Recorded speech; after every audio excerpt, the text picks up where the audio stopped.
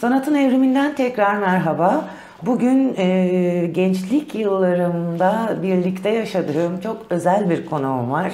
Fotoğraf sanatçısı ve akademisyen Nihal Gündüz. Hoş geldin sevgili Nihal'ciğim. Merhaba Gülsu, hoş bulduk. Benim için çok kıymetli ve özel bir bölüm olacak bu. Çünkü çok uzun yıllardır ve senin fotoğraf hayatına başlamadan evvelki dönemlerinden beri bu projeleri böyle keyifle izleyerek şahitlerden biriyim diyeyim kendimce. Ve bunları konuşma şansına sahip olacağım. O yüzden çok özel bir bölüm. Seni tanımayanlar için önce kısa ve hızlı bir şekilde Nihal Gündüz kimdir? Nereden fotoğraf başladı?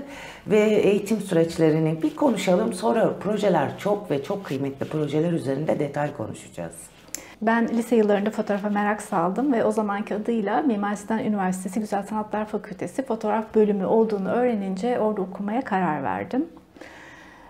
Orayı bitirdiğimde Marmara Üniversitesi Güzel Sanatlar'da yüksek lisans eğitimimi tamamladım. Okurken hep çalıştığım için aslında ve moda fotoğrafı üzerine de asistanlık yaparak eğitim devam ederken bir yandan da iş tecrübemi elde ettim ve mezun olduğumda zaten bu sektörde çalışmaya başlamıştım. Sonrasında moda, reklam ve devam etti. Gördüğünüz gibi belli bir süre sonra da aslında sanatsal eğilimlerim daha ağır basmaya başlayınca onu da yolumun önüne koyarak ilerliyorum. Okul yıllarında çok kıymetli ve sektörde öne çıkan bilinen isimlerle birlikte ciddi çalıştığını biliyorum. Yani hiçbir şekilde seni göremez hale gelmiştik biz. Evet. Sürekli çalışırdın. Öğrenciyken işte moda fotoğrafını o zaman merak saldım ve yine bizim okulun eski mezunlarından Yaşar Saraçoğlu, Adil Gültekin, eğitim hayatım, lisans eğitimimde ikisiyle de çalıştım ama şu hep aklımda kalmıştır. Keşke daha çok fotoğrafçıya asistanlık yapsaydım. O keşke dediğin tek şey galiba değil mi? Vardır ileride hayır, tabii ama, ki. Teknik anlamda. Evet. Ama gene de şanslıymışsın bence. Veya şansını kendin yarattın değil mi? Biraz da çok çalışarak, adanarak. Çok ciddi adanmıştın çünkü. Hedefi belirleyince girişken olmak işe yarıyor aslında. Bir de bu eğitmenlik yaptığın üniversiteler ve bölümler var. Orayı da bir özetleyelim mi? Ben 2009 yılında Yeditepe Üniversitesi Güzel Sanatlar'da tekstil bölümünde moda fotoğrafı dersi vererek başladım. Benim ilk tecrübem orada oldu. Sonrasında kısa bir dönem Nişantaşı Üniversitesi girdi devreye. 6 yıldır da Marmara Üniversitesi Güzel Sanatlar Fakültesi Fotoğraf bölümünde moda fotoğrafı dersi veriyorum. 2018'den beri. Nişantaşı'nda stüdyo fotoğrafçılığı mıydı? Evet. Şimdi bir anekdotum var. Bu klasik. Ben bunları seni incelerken dinledim. Bir arkadaşın sana bir şey söylüyor. Ve sonra senin fotoğrafla ilgili, kendi sanatsal fotoğraflarını çekmekle ilgili bir serüvenin başlıyor. Bir farkındalık mı gelişiyor? Nasıl oluyor? Şöyle, lisans ya da yüksek lisansta aldığımız dersler kapsamında böyle uzun soluklu projeler yapmaya aşinayız.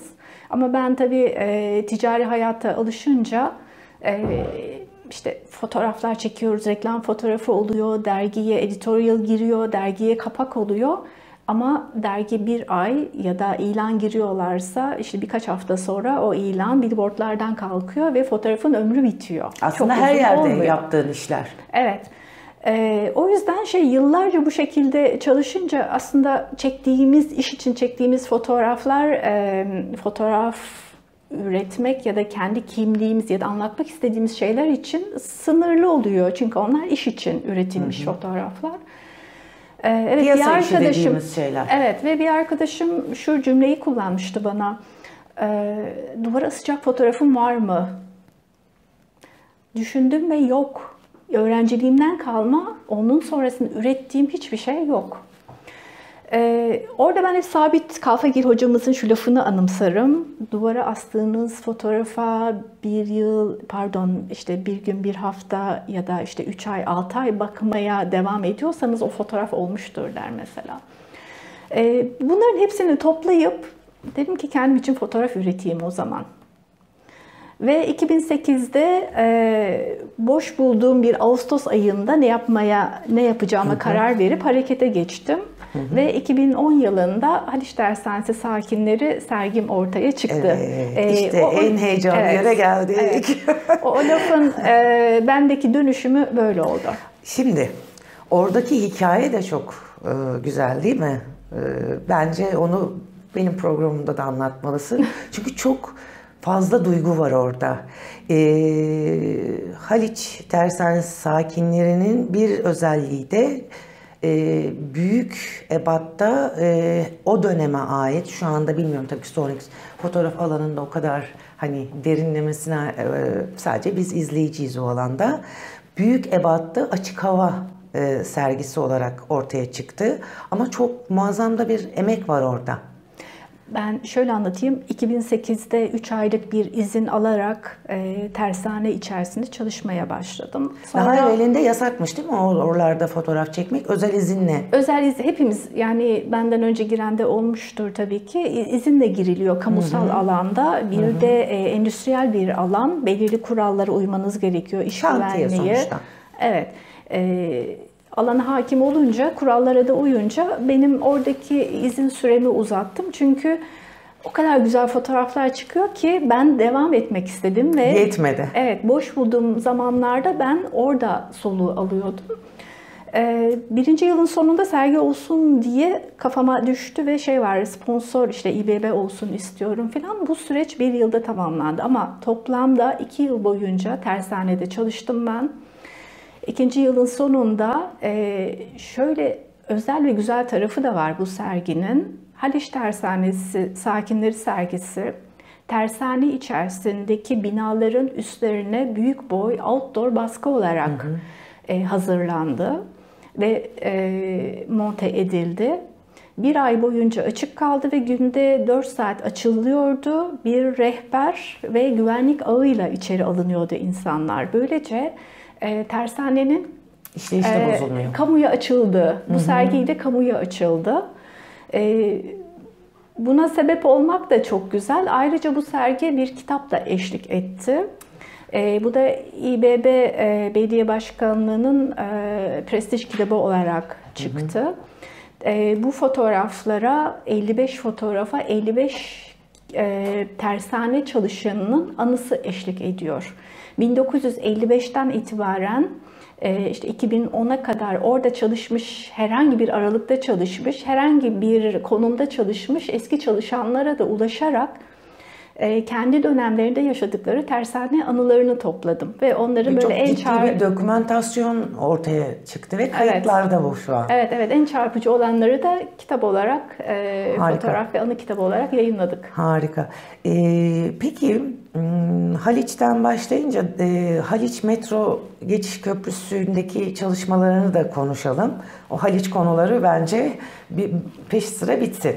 Sonra çünkü başka projeler de var. Evet, bu tersane sergisi bitmeye yakın böyle bir teklif geldi ve ben 4,5 yıl Haliç Metro Geçiş Köprüsü'nde fotoğrafçı olarak çalıştım. 2010 ile 2014 aralığında. Evet, oradaki şartlar biraz daha ağırdı çünkü iş güvenliği eğitimlerini daha fazla almak zorunda kaldım. Bu ayakların yüksekte çalışmak için yüksekte çalışma eğitimi aldım. Ve orası da outdoor sporlardan diyorsun, geliştirdim kendimi. Evet. Ya orada da çok güzel bir seri çıktı ama hayata geçiremedik ve gösteremedik onu çeşitli sebeplerden dolayı. Peki şimdi şantiye vesaire tecrübeleri olan bir kişi olarak soruyorum. Erkek egemen bir çalışma ortamıdır ya, bir kadın fotoğrafçı olarak orada çalışırken neler yaşadın, nasıl zorluklar gördün veya sana orayı kolaylaştırdılar mı? Kadın olarak veya sanırım işini yaparken bir kimliksizleşiyor musun, cinsiyetsizleşiyor musun? Kesinlikle cevap bu. Çünkü orada... Ben onu özellikle soruyorum. Hayır, şöyle mesela Haliç Tersanesi'nde de işte 3 kilo tripodum var. Orta format makinayla çalışıyorum. Bu havuzlara inip çıkıyorum 10 metre. Tripod omzumda, makine burada. Mesela beni gören yardım edelim mi? Hayır, istemiyorum. Hani ben sırf kadın olduğum için ona yardım etmesinler. Muhakkak bir erkek olsaydı ona belki teklif etmeyeceklerdi. Hani böyle hoşluk her yerde gördüğümü söyleyebilirim ama hani buna da gerek duymadan hani ben taşırım, ben yaparım, ben çıkarım. Gerekiyorsa yerde de otururum. Çamura da bulanırım. Hiç sıkıntı olmadan ortama doğal ayak uyduran birisiyim. O yüzden olumsuz da çok bir şey yaşadığımı hatırlamıyorum. Şimdi projelerle devam etmek istiyorum. Ama çok ilerlemeden bir 2009'a doğru döneceğim. Çünkü bir TRT Türk'te çok önemli bir çalışma var. O projeyi dinlemek istiyorum. Türkiye Zamanları Boyunca diye bir dizinin danışmanlığını yapıyorsun ve oradaki portre fotoğraflarını kısa filmlerde sen çekiyorsun. Evet, Türkiye'deki seçilen belli şehirlerde o bölgedeki yaşayan insan portrelerinden oluşuyordu benim bu filmlere katkım. Aynı zamanda videolarda çekilip fotoğraflar içine koyuluyordu. Güzel bir çalışmaydı, güzel bir seriydi. Yani yaptığım bütün işler aslında literatürde çok ne güzel bir arşiv, bellek alanında çok geleceğe dönük vizyonel çalışmalar. Çok kıymetli, çok etkileyici bence. Bu noktada bir şey sormak istiyorum sana. Şimdi proje yapma kararı geliyor ama bir hikaye lazım. Sen o hikayeyi, o projelendirmeyi nereden, nasıl bir noktada işte budur deyip ve sonra o ipin ucunu çekerek devam ediyorsun? Bununla ilgili aslında yayınlanmamış bir kitap projesini örnek göstererek anlatabilirim. Bir inşaat şirketi bir kayıpları var ailede ve o kayıpları anısına bir okul yaptırıyorlar. Ve bu okul inşaatının kitaba dönmesi benim de üstüme düşen şey, bu inşaat evet bir ilkokula dönecek ama kaybedilen aile bireyinin hayatının belirli bölümlerini inceleyip inşaattaki çekim süreciyle eşleştirmek. Bu Sıcak Sarayı mı anlatıyorsun? Evet, Sıcak Sarayı anlatıyorum. Çünkü burada kayıp olan, yani kaybedilen aile bireyinin hayat hikayesini iyice dinleyip bunu fotoğrafla nasıl anlatabilirim, zaman akışı nasıl olabilir ve bu akışı bir inşaatla nasıl bağlayabilirim? Yani muhteşem bir içerik çıktı burada. Ama yine ekonomik bazı sebeplerden dolayı proje sonlandı. Yani çok güzel bitti ama basılı hale dönemedi sadece. O yüzden böyle bazen oturup uzaktan bakarak uzun uzun düşünmek gerekiyor. Ben ne yapacağım ve bunları nasıl bağlayacağım? Aslında ne çekeceğinizle hangi konuyu oraya bağlayacağınızı iyi düşünmek ve harmanlamak gerekiyor. Yani iyi bir hikayeci de olmak temelinde var değil mi? İyi bir gözlemci olmak gerekiyor. Yoksa bir inşaat fotoğrafıyla kaybedilen bir bireyin hayatını nasıl bağlayabilirsiniz? Çok düşünmek lazım, derin düşünmek lazım. Yani çünkü felsefik olarak da altyapıda paydaşları bulmak gerekiyor. O yüzden iyi bir gözlemci olmak lazım. Bol bol okumaya gayret ediyorum aslında. Daha önce yazılmış daha çok fotoğraf üzerine tezleri de okumaya devam ediyorum. Çünkü mezun olan hocalarımın ya da arkadaşlarımın fotoğrafa bakış açılarını da önemsiyorum. Ve her zaman kendimi geliştirmeye devam ediyorum. Fotoğrafı bir de onların anlatımının dışında kendin okuyorsun. Fotoğraf okuma. Yani bizim resim okuma dediğimiz şeyin karşılığı. Yani peki orada şimdi bizde resimde ben çizerim. Benim bir duygum vardır, bir manifestom vardır ama sergilendiğinde öyle değişik senaryolar ve o kadar farklı gezenlerden düşünceler dinlediğimiz oluyor ki Fotoğrafta da muhtemelen aynı şeyler olabilir. Konu çok rigid gibi gözükebilir. İşte demin anlattığın gibi bir kaybedilmiş bir gencin hikayesiyle bir inşaatın sürecinin birleştirilmesi. Ama herkes farklı bir duyguyla da okuyor olabilir. Burada fotoğrafın temelde başarısını hangi kriter belirleyecek? Benim ne istediğim. Sen doğru Evet, eğer şeyi bu anlatabildin mi? Onlar da onu görüyor Evet. mu?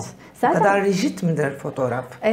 Bu benim bakış açım ama eğer bu ticari bir iş ve bir beklentiyle bana bir brief verilmemişse benim üretmem gereken bir şeyse... Orada mecbursun zaten. Evet, evet. Ne Burada- isteniyorsa onu göstermek durumundasın. Evet, burada kriterleri ben koyuyorum ve oraya odaklanıyorum. Orada kendi sınırlarımı kuruyorum ya da oraya odaklanıyorum. Ya çok uzaklaşmadan dinlerken alternatif fotoğraf odaklı teknikler diye bir şeyden bahsediyorsun. Benim çok ilgimi çekti. Bir burayı bana anlatabilir misin? İzleyicilerimiz de belki onlar da öğrenmek isteyeceklerdir. Çünkü detaylı ben bilmiyorum ama farklı röportajlarından birinde dinledim. Dedim ki bunu sorayım, ben de öğreneyim. O zaman şöyle anlatayım. Mimar Sinan Üniversitesi'nde bölümdeki hoca arkadaşlarımı ziyarete gidiyorum ve karanlık oda kokusu beni çekti aslında. Biz analog eğitim gördük. Haliyle dijital daha hayatımıza girmemişti ve karanlık oda eğitimi zaten fotoğrafın temel yapı taşlarından birisiydi. Aradan o kadar çok uzun süre geçti ki o kokuyu üniversiteye bölüme gittiğimde şöyle bir içime geldiğini anımsıyorum. O Koku kokuyu. ciddi bir hafızadır çünkü. Ve alternatif fotoğraf tekniklerini zaten deneysel fotoğraf dersimiz içerisinde görüyorduk ve ben hani siyah beyaz yerine biraz alternatif güneş baskı teknikleri olarak geçen yöntemlerden birkaçını uygulamaya geçirmek istedim. O yüzden öncelikle işte cyanotype, gambikromat gibi iki baskı tekniğini uygulayarak yeniden bazı çalışmalar ürettim.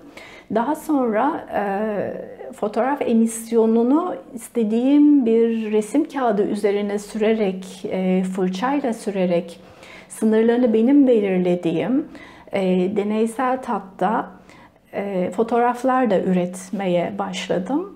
Burada biraz dijitalin bize verdiği ya da bazı anlayışta mükemmele ulaşan baskılar da yaptırıyoruz ama böyle ne çıkacağını bilmediğin ya da hata yaptım mı o fırçayı kullanırken, acaba orada bir bozukluk olacak mı?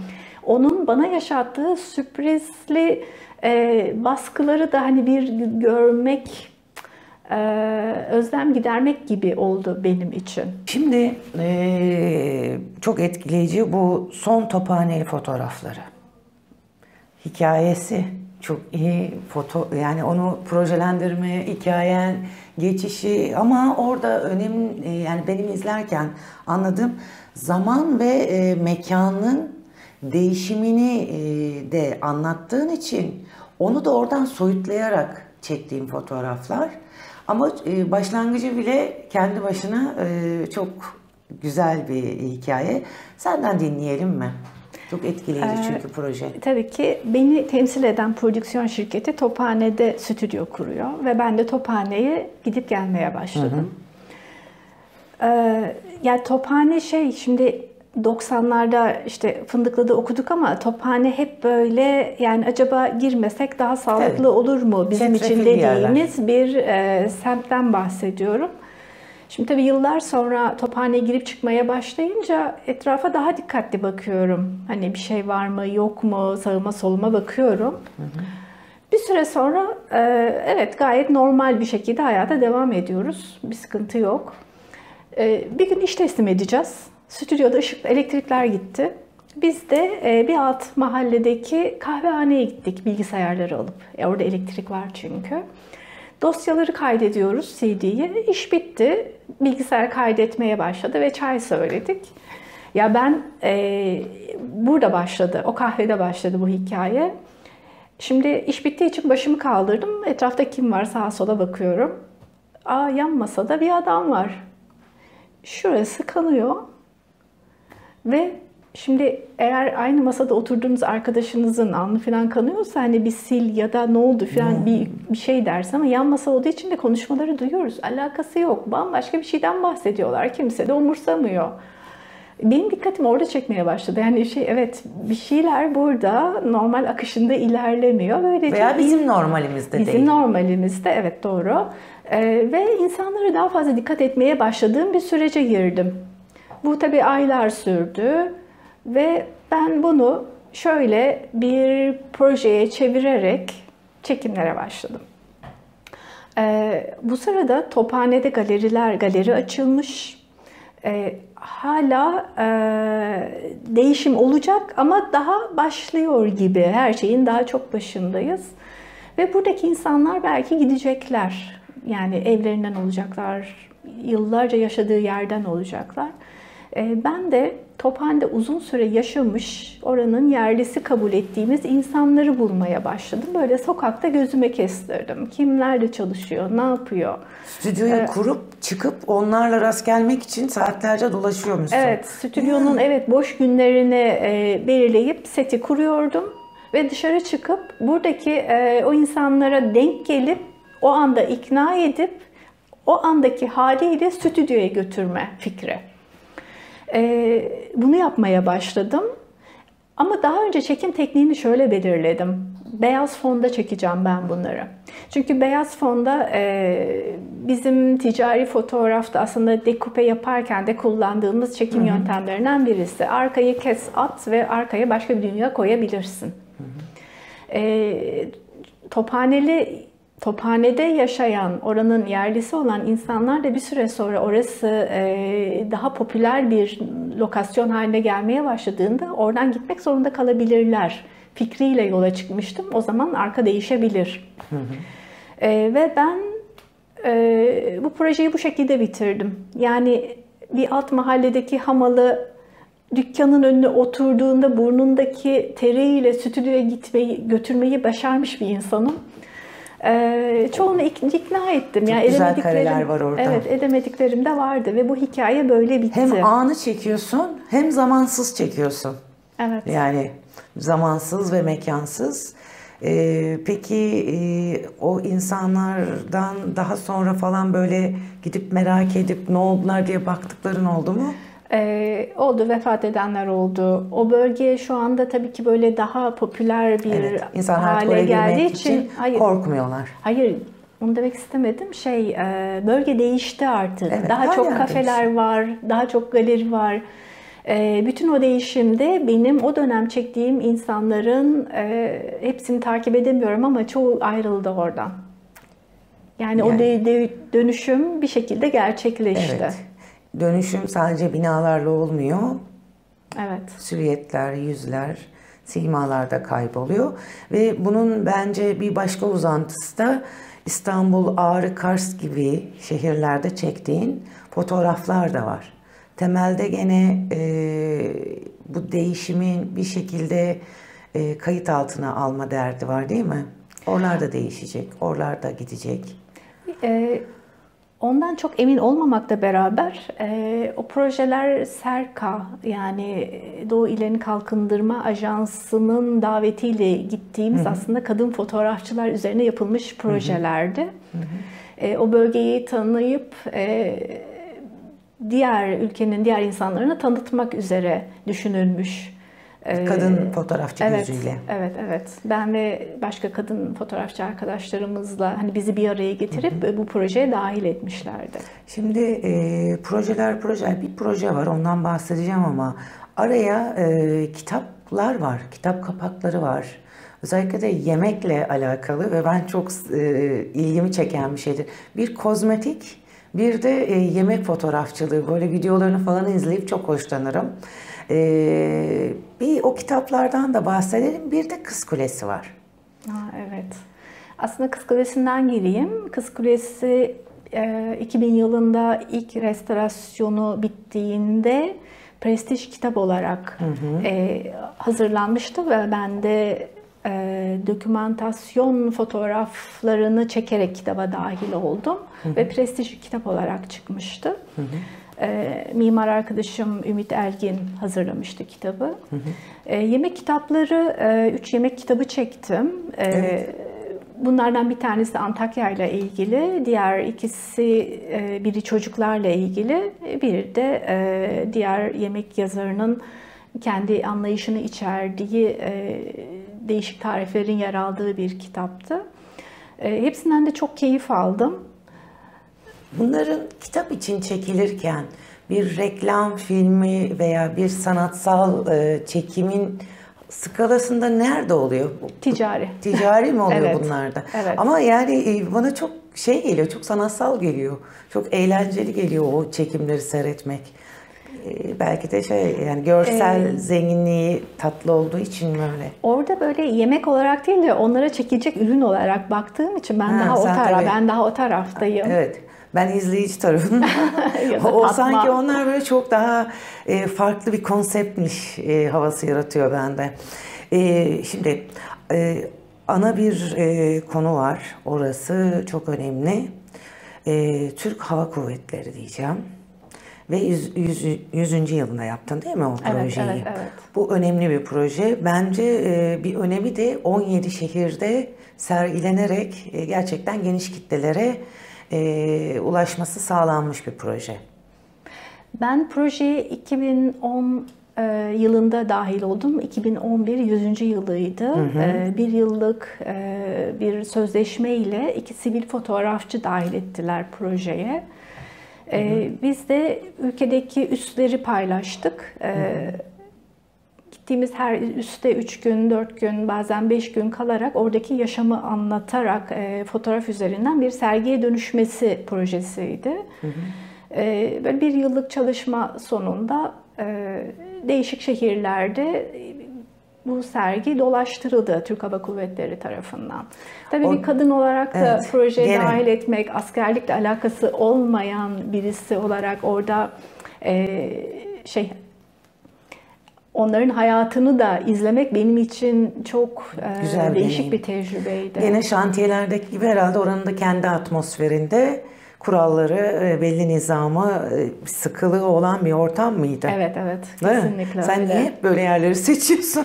Bir şekilde. Keyifli de aynı zamanda. Evet, güzel. Ya çok farklı bir deneyim yani. Çok, hani evet. Canım istedi hadi gideyim diye yakalayabileceğim bir şey de değil. Evet. Ortam da değil. Peki şimdi 2 tane proje var. Birbirlerine bence çok yakın. 2023'ü sonraya bırakacağım. 20'ye döneceğim. Giresun'da bir sel felaketi yaşandı ve sen bir tufandan sonra diye inanılmaz çarpıcı kareler çektin. Evet, Giresun'da yaşanan o sel felaketinden 2 gün sonra ben aile ziyareti için gitmiştim. Ama sahil hattını görünce 3 gün boyunca sahillerde dolaştım. İyi misiniz deyip kendini sahile diyorsun aslında. Zaten bir arama kurtarma süreci ya da yaraların iyileşme süreci hemen başlamıştı. Evet. Ama göz alabildiğine sahillerin doğadan akmış ağaçlar, plastikler, poşetler, aklınıza gelebilen bütün çöp deniz kıyıya vurmuş. Sanki doğa intikam alırcasına diyorsun. Böyle bir temizlik yapmıştı değil mi orada? Evet.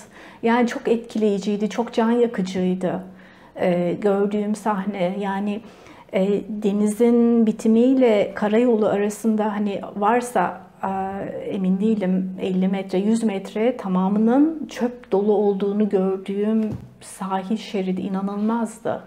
Ve tabii kayıtsız kalamıyorsunuz. Her şeyi bıraktım ve evet sahil dolaştım bütün sahil hattı boyunca. Böyle inanılmaz küçükler, ağaçlar. Evet. Çok enteresan fotoğraflar var. Web sitende de inceleme şansım oldu onu. İklim ve çevre konusundaki hassasiyetimden dolayı tabii ben ona daha bir vuruldum.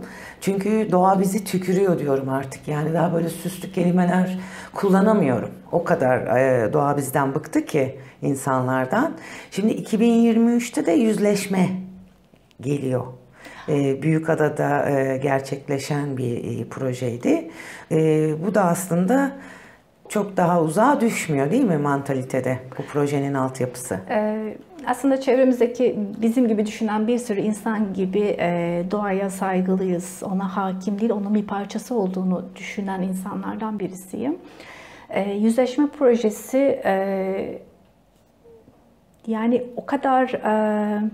Bu arada bu projenin küratörlüğünü de sen yapıyorsun. Evet, evet. Aynı zamanda sanatçıların arasındasın da ve bu ilk hani resmi olarak bir ondan evvel kayıtlarda rastlamadım küratör olarak öne çıkışına.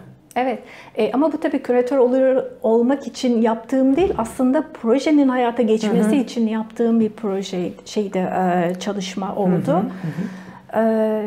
Ya bunun çıkış noktası, dediğim gibi ben aslında benim için sunum yapılan bir organizasyon için bir galerideyim. Ve orada ziyarete gelen gazeteci yazar Adil Bali ve sunum sonrası galeriyi dolaşırken işte bu Sergio'nun ağları mı diye bir cümle kullandı. Ben de Sergio kim? İşte hayalet ağlar demişti. Hayalet ağ ne derken oradaki hayalet ağ kavramını öğrendim. Sonraki süreçte ben Sergio Ekşiyan, Ercan Akpolat ne yapıyor, hayalet ağlar nedir? Bunları iyice öğrendiğimde buna kayıtsız kalamadım. Çünkü Sergio Ekşiyan ve Ercan Akpolat 2000'den beri gönüllü olarak denize bırakılmış ağları, hayalet ağa dönüyor, onları denizden temizliyorlar. Gönüllü olarak, bireysel çabalarıyla, bireysel bütçeleriyle. Ve bu temizlikten çıkan ağları görüyoruz. Öyle birkaç metre değil, yüzlerce metre, bazen tek parça. Ve bu ağların doğaya verdiği zararı da insan okuyor. Çünkü plastikten de olsa bir şekilde suya karışıyor. Balıklar bu plastikleri mikroplastik olarak belki yiyorlar. Biz de insan olarak o balıkları tüketiyoruz ve bize geri geliyor aslında. Bir zincirleme, trafik kazası gibi bir şeye dönüşüyor. Şimdi bu formatta inceleyince ben de işte Marmara Üniversitesi fotoğraf bölümündeki ders verdiğim öğrencilerimi projeye dahil ederek onların bu konuda çalışmalarına ön ayak oldum. Ve biz Ocak ayında başlayıp Haziran'a kadar taslakları çalıştık, fikirleri çalıştık. Ve Temmuz ayında bizim için çıkartılan işte Sergio Ekşiyan ve Ercan Akpolat'ın çıkarttığı ağları onlardan alarak projemizde kullandık. Ve işte İBB sponsorluğunda Taş Mektep'te en güzeli de Taş Mektep. Evet, bir yıla yakın orada açık kaldı. Büyükada'da açılmasının sebebi de aslında oradan çıkmış ve oradan meydana gelen bu hikaye tekrar önce bir evine gitsin denildi ve orada uzun süre kaldı. Ve biz hayalet ağların yarattığı, denizdeki canlılara yarattığı ölüme giden süreci insan bedeni üzerinden anlattık ve bir empati kurarak bunu yaptık. Ve çok değerli bir iş yaptığımızı düşünüyorum. Bence çok güzel bir projeydi ve ses getirdi de. Herhalde ziyaretçileri de muhakkak ki çok bol olmuştur. Çok uzaklaşmadan yabani ruh diyeceğim. Evet. Onun hikayesi de bir otoparkta başladı. Normalde arabayı park ettiğimiz yerler otoparklar ama böyle kenarda kendi başına çıkmış otlar falan oluyor biliyorsunuz. Ben onların içerisinde bir tane çiçek gördüm. Böyle sümbül gibi bir şeydi. Sonra gözlemlemeye devam ettim. Gezdiğim, dolaştığım, Radarına artık takılmaya başladılar. Evet. Ve olur olmaz yerde böyle farklı güzel çiçekler çıkıyor. Ve bu gözlem sonucu ya dedim ki evet bunlar bence yabani çiçekler ve İstanbul'un şehrin ortasında işte parklarda, bahçelerde olabilir, otoparkta, yolda yürürken kenarda gelincik görüyorum ben. Hala oradan azimle varlığını gösteriyor bize. Biz ne yapsak da, evet. değil mi? Ve ben bu yabani çiçekleri çekmeye karar verdim. Bunun için de önce anlatım dilini oluşturmam gerekti. Çünkü ben çiçeği doğada çekebilirim, işte saksıya koyup çekebilirim, bir sürü şey yapabilirim. Ama ben anlatım dilini şöyle oluşturdum. Yabani çiçekleri ataerkil dönemdeki kadının özünü, yani yabanil tarafını bu çiçeklerle bağladım.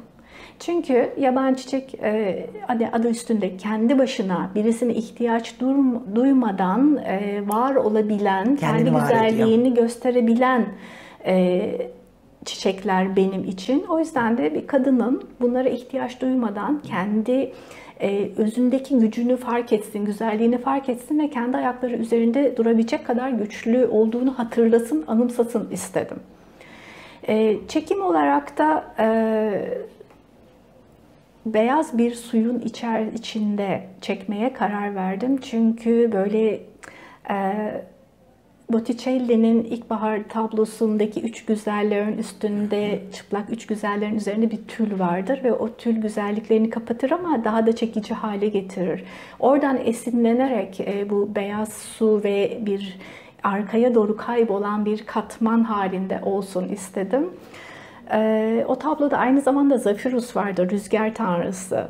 Ben bu çiçekleri suyun içerisinde form verirken, yani küçük bir hareket ettiğimde aslında Zephyrus'un da orada üfleyerek rüzgar yarattığını hayal ediyorum. Tıpkı doğada ayakta durup salınmaları gibi bu çiçeklerin.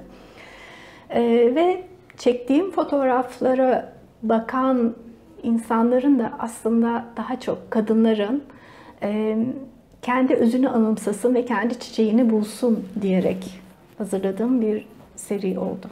Ve sonunda bir yani kadın fotoğrafçı olarak çok güzel ve bu bir dijital sergiydi değil mi? Pandemi dönemlerinde Pandemi başladığında hazırlık süreci bitiyordu. Biz de online sergi olarak girmiştik o dönemde. O dönem yaygın olarak online'lara dönmek zorunda kaldık. Çünkü çok aslında çok sanatçıların ürettiği ama çok yavaşladığımız bir süreçti. Şimdi şöyle bir notlarıma bakıyorum ve son olarak bir şey sormak istiyorum. Ben programı biraz böyle şahsi meraklarım için çok kullanırım da. Şimdi hepimiz yaş itibariyle ve tecrübeleri itibariyle yayınların, basının, basılı yayının, gazetelerin, dergilerin hep böyle yoğun ve altın çağ diyebileceğimiz hale dönüşen dönemlerinde yaşadık ve sen o dönemlerde bu reklam çekimleri vesaireler, dergiler onların içindeydin. Şimdi buraya doğru geldiğimizde basılı yayınlar çok azaldı. Neredeyse artık yakında kalmayacak. Ve inanılmaz da bir dijitalin getirdiği avantajlar da var, dezavantajlar da var. Ben bunları senin gözünden, hani o dönemi, analog dönem ve dijital dönemi baskıyla beraber her yönden nasıl sizin sektörünüzde bir avantaj, dezavantaj oluşturduğunu merak ediyorum. Çok geniş bir konu aslında ama çok bacaklı. Aslında analog dönemde biz dijitale geçmeden önce dijitalin şu anda günümüzde bize yarattığı kolaylık, hız, üretmedeki böyle birçok imkanı o zaman da hayal edemezdik. Biz de karanlık odada kendi imkanlarımıza ya da çekim teknikleriyle yapabildiğimiz ya da sahip olduğumuz tekniklerle yapabildiğimiz her şeyi üretmeye çalışıyorduk. Bu o dönem için bizim için kabul edilirdi. Sürecin ne kadar uzun olduğunu aslında dijitale geçince daha iyi anlıyoruz. Şimdi biz dijitaldeyiz ve artık bir sürü çekim tekniğini uygulamaya gerek yok. Photoshop'ta bunu zaten yapıyor olabiliyoruz. Fotoğrafın değerini azaltmıyor ama değil mi? O tekniğin öyle olması veya dijital olması.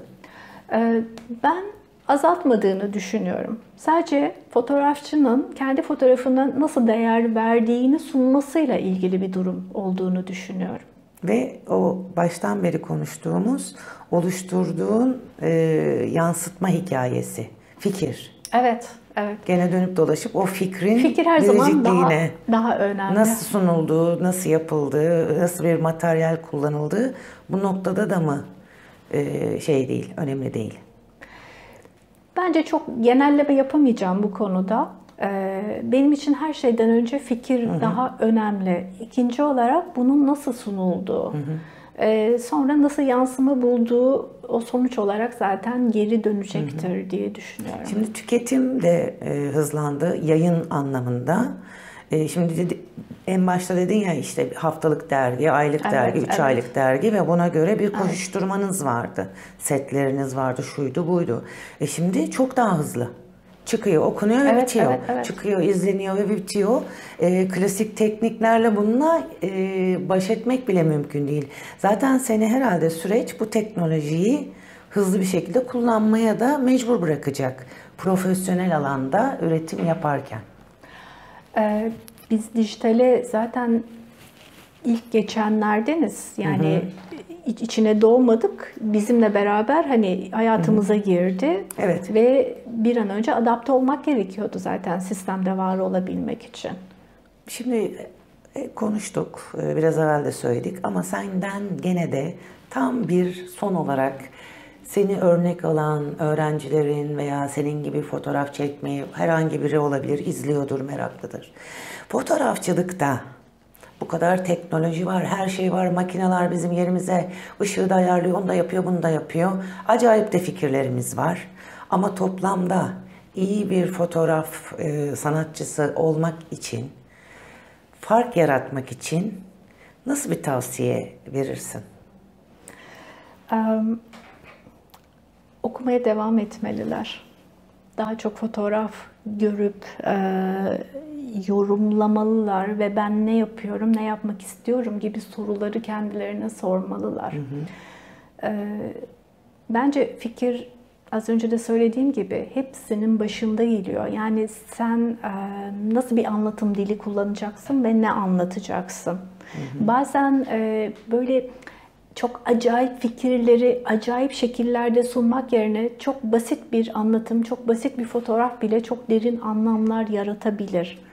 Yani Az çoktur kavramı. evet, ben biraz da buna inanıyorum. Bazen de basitlik, yani sade bakmak bile çok büyük fark yaratabilir. Ve ben hep severek bu işi yaptım.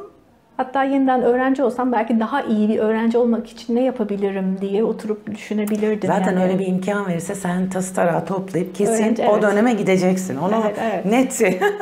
Orada bir tartışma yok. Peki ben seni tanıyorum, çok sakin, çok böyle dingin, çok içten bir yapım vardır.